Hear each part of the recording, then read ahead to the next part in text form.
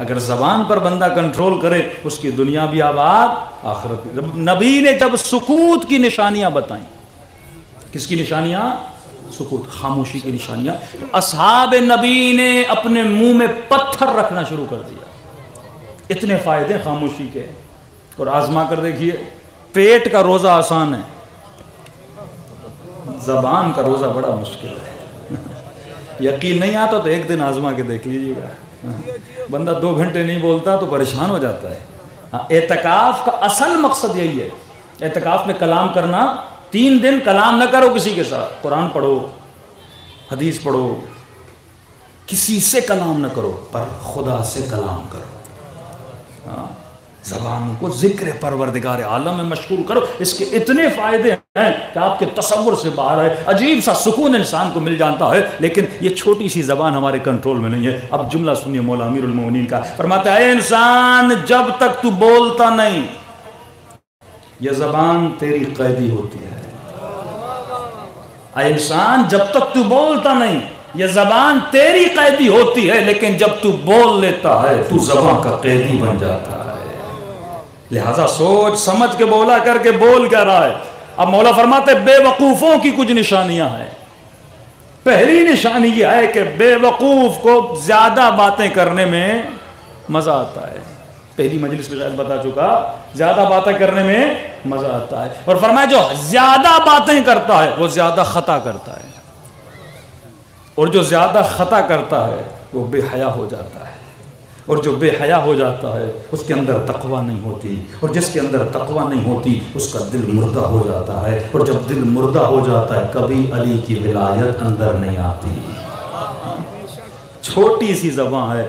ہمارے استاد اخلاق ایک مثال دیتے تھے، کہتے تھے میرے لال جب صبح بندہ اٹھتا ہے نا، ایک حدیث کا مفہوم بھی بتا رہے تھے کہ 7 اعضاء زبان کو ہاتھ جوڑتے ہیں۔ جب یہ اٹھتا ہے نا صبح کو تو 7 اعضاء زبان کو، آنکھیں ہاتھ جوڑتی ہیں، ہاتھ جوڑتے ہیں، قدم ہاتھ جوڑتے ہیں۔ میں نے کہا استاد جی ہاتھ کیوں جوڑتے ہیں؟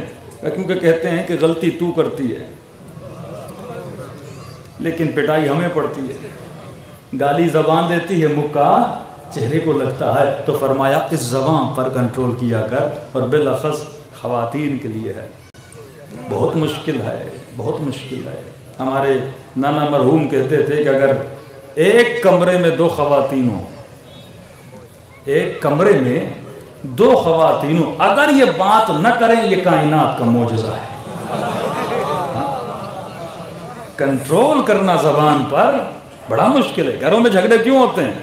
اسی زبان کی وجہ سے۔ میں نے 2 سال آپ کے بوستان میں اشرا پڑھا تھا، وہاں ایک میں نے چھوٹا سا لطیفہ بتایا تھا کہ ہمارے ایک مولانا بکھر سے پنجاب میں آئے، ایران سے پڑھ کر، ابھی ماشاءاللہ وہ چکوال میں سیٹل ہیں۔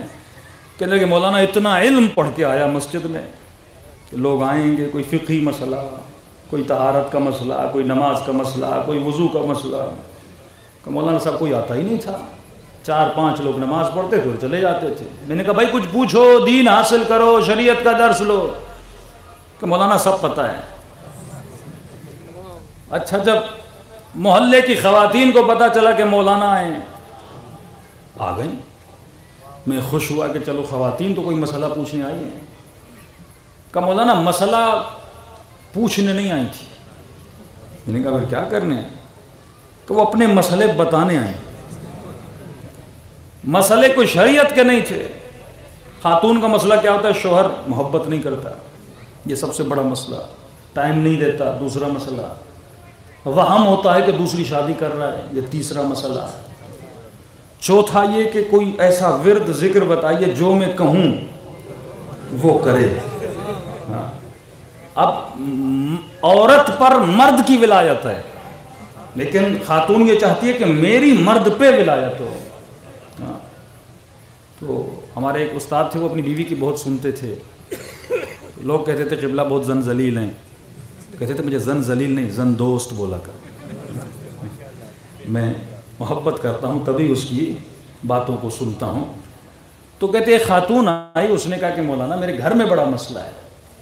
کیا مسئلہ ہے؟ کہ مولانا جھگڑے بہت ہیں، اور اللہ نے ایک سانس دی ہے مجھے، ایک سانس کو انسان لیتا ہے، دوسری جو ملتی ہے انسان کو شادی کرنے کے بعد کہہ رہی ہیں مولانا صبح سے شام تک گھر میں جھگڑا ہے، صبح سے گالیاں دینا شروع کرتی ہے شام تک۔ تو میں نے کہا ہم کیا کر سکتے ہیں، سمجھا سکتے ہیں، آپ ان کو بلائیے، آپ کی کہنے نہیں، سمجھانا ومجھانا نہیں ہے، ہم نے بہت سمجھا لیا۔ کہ کیا چاہیے کہ مولانا ایک تعویذ دیجئے، ہم ہیں شارٹ کٹس کے پیچھے، کیونکہ پاکستانی مزاج ہے، میٹرک ہم نے پاس کی کاپی کر کے، انٹر پاس کی کاپی کر کے، جاب لینی تھی تو پیسے لے کے لی، پولیس میں پھنس جاتے ہیں وہاں بھی نوٹ نکالتے ہیں، تو ہمیں عادت ہو گئی شارٹ کٹس کی۔ اب اس ممبر پر آنے والا ذاکر بھی شارٹ کٹ بتاتا ہے، کہ سارے نعرہ حیدری مارو، میں گواہی دیتا ہوں، پہلے یہ بول اپنی جنت کی گارنٹی تو دے، پھر تو جنت بانٹ۔ جنت بانٹنا قسیم النار والجنت کا کام ہے، تیرا کام نہیں ہے۔ لیکن مزاج ایسا پاکستان، یہ آپ کا قصور نہیں، ایک کلی مزاج ہے، وہ شیعوں کا بھی ہے، وہ سنیوں کا بھی ہے، وہ بریلویوں کا بھی ہے، وہ وہابیوں کا بھی ہے، وہ بھی جنت بانٹتے ہیں، بریلوی بھی جنت بانٹتے ہیں، سبھی جنت بانٹتے ہیں، کیونکہ سب دین کے ٹھیکیدار ہیں۔ لیکن یہ مزاج آپ کو ویسٹرن ورلڈ میں نہیں ملتا، کیونکہ جب معاشرہ عقلانی ہو، ہمارا معاشرہ احساسی ہے، ایموشنل معاشرہ ہے، عقلانی معاشرہ نہیں ہے، تو لہٰذا یہ جادو ٹونے، کبھی اس کبھی یہاں کبھی وہاں، بھائی مفاتیح الجنان جیسی کتاب تمہارے گھر پر ہے، اور عجیب خاتون یہ پیر اور مرشدوں کے چکر میں چلی جاتی ہے، تیرا پیر بھی علی ہے، تیرا مرشد بھی علی ہے۔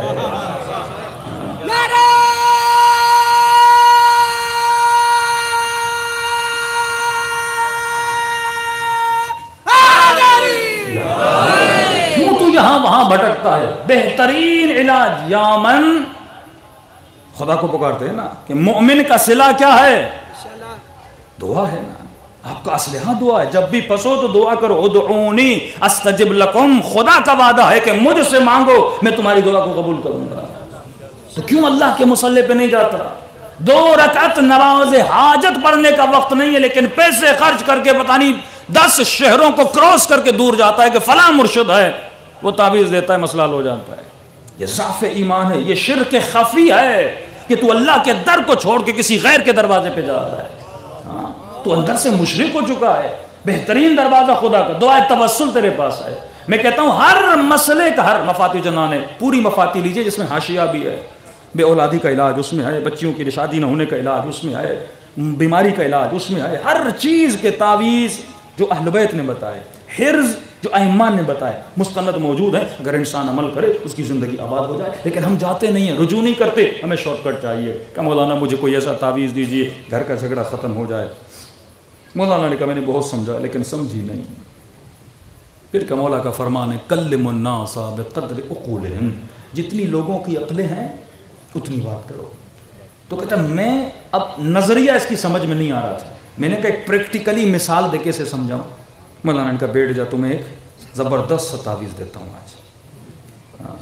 کہتے کمرے میں گیا، میں نے کاغذ لیا باندھ کے اسے میں نے دیا، میں نے کہا یہ تعویذ لے جا، اس میں بڑا اثر ہے، اور اس تعویذ نے کئی لوگوں کی زندگیاں آباد کر دی۔ کہ مولانا اس سے کرنا کیا ہے؟ جلاؤں، پہنوں، پتھر کے نیچے دوں، درخت کے اوپر باندھوں؟ تو مولانا نے کہا یہ بڑی پروفیشنل تھی، سارے کام کر چکی تھی۔ تو کہا نہیں یہ بالکل نیا طریقہ ہے، وہ پرانے طریقوں کو چھوڑ دو، یہ بالکل نیا طریقہ ہے۔ کہ مولانا کون سا؟ کہ دیکھو صبح جیسے تمہاری سانس جھگڑا کرنا شروع کرے نا، برا والا کہنا، اس تعویذ کو دینا دانت کے نیچے، اور جتنا وہ بولے تم اتنا اسے دبانا، پھر دیکھنا میرے تعویذ کا اثر۔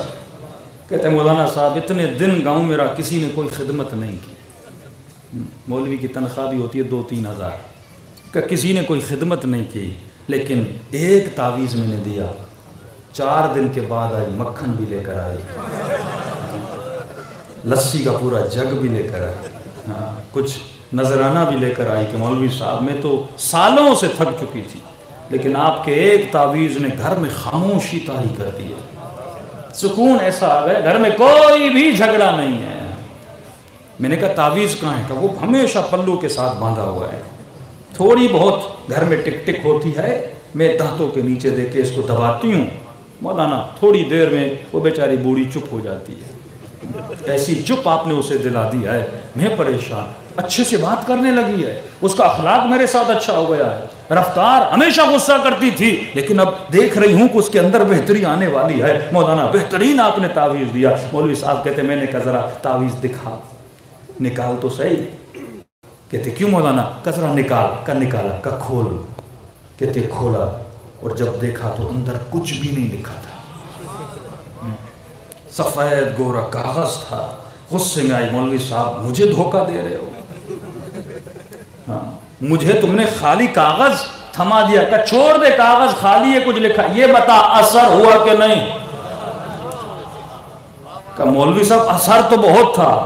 कहा ये असर तावीज का नहीं है, अगर तू पहले दिन से अली के फरमान पे अमल करती कभी घर में झगड़ा ना होता। कि कौन सा अली का फरमान? का मौला फरमाते जब भी कोई गाली दे झगड़ा करे बेहतरीन काम ही है खामोश हो जा। पहले वो बेचारी बूढ़ी कुछ कहती थी, तू 2 बातें सुनाती थी, वो 3 बातें सुनाती थी, वो 4 बातें तू सुना देती थी, झगड़ा चलता रहता था। अब उसने जो कहा तेरा मुंह जो बंद था, तुम कागज को जो दबा रही थी, जाहिर है जब रिप्लाई नहीं आएगा तो झगड़ा कहाँ होगा। एक